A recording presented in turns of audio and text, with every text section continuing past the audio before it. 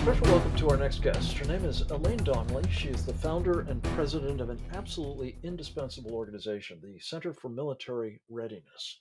She is one of our nation's most formidable and accomplished advocates for our armed forces and their imperiled values, culture, and readiness. We want to take stock with Elaine of, well, what I think of as Joe Biden's war on the only military we have at a time when we are more likely to need it than ever. Elaine Donnelly, welcome back to Securing America. It's good to see you, Frank. Thanks for inviting me. Pleasure is mine, truly. I'm anxious to get your thoughts, Elaine, on the nature of, if you will, this war against our military. Start, if you would, with the whole idea that there's now a kind of political commissariat that has been established to impose an ideological imprinting on the men and women in uniform, very much at odds with, well, I think the values and traditions of the military, for one thing, but our country and its interests as well. We saw it from the very first day of this administration, the Biden administration. Right after the ceremony of inauguration, the president went to his desk. It was a stack of executive orders. One of them said equity, diversity, inclusion would be the priority in all branches of government.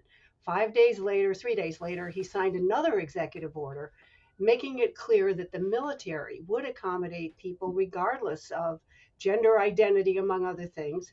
Of course, we're against discrimination against all the usual categories, but to say Of that course. people with gender dysphoria now would have access to the military, it's special treatment because there are a lot of psychological and physical conditions that make you ineligible to serve. But this administration is all in. Not only will there be inclusion of persons with gender dysphoria, but everybody else has to go along with this fiction that you can change sex, a person's biological sex, by changing their appearance. Now, everybody knows that's not true. There's no evidence to back it up in science. And yet, everybody has to go along with this, and the consequences are going to be very far reaching. They already are. So we have the sort of Maoist, divisive, critical race theory agenda, inculcating a sense of some people are privileged and others are oppressed, and dividing the military along racial lines. We have this sort of social engineering agenda of the transgenders and I guess the homosexuals as well, and women in the combat arms.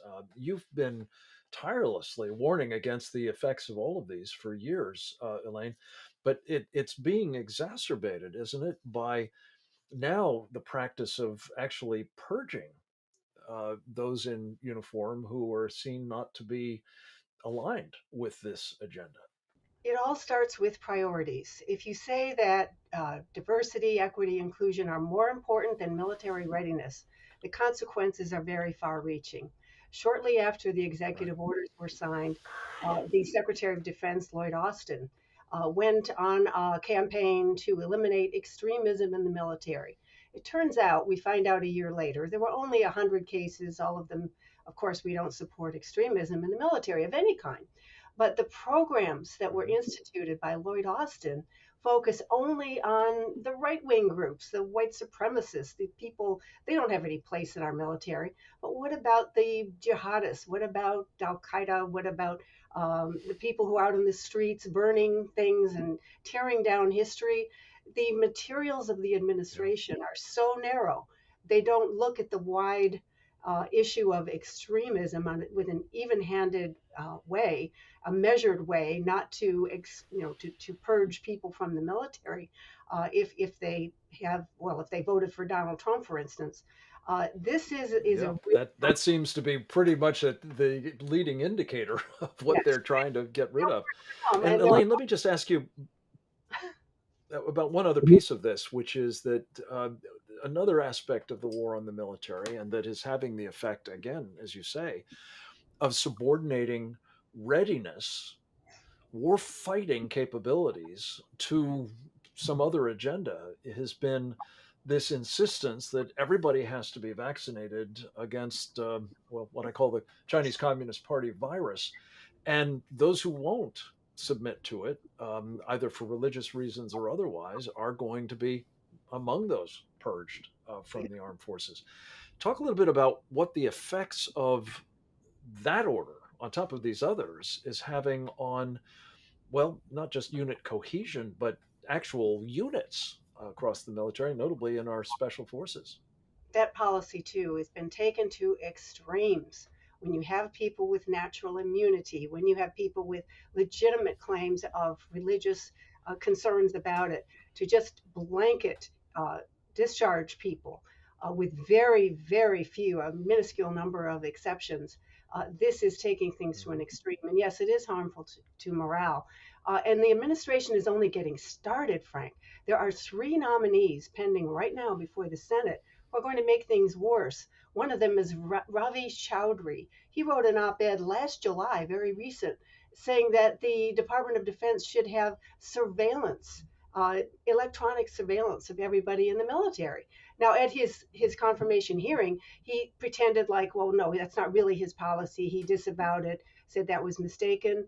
Why would he co-author an article like this with a person who advocates that for that full time?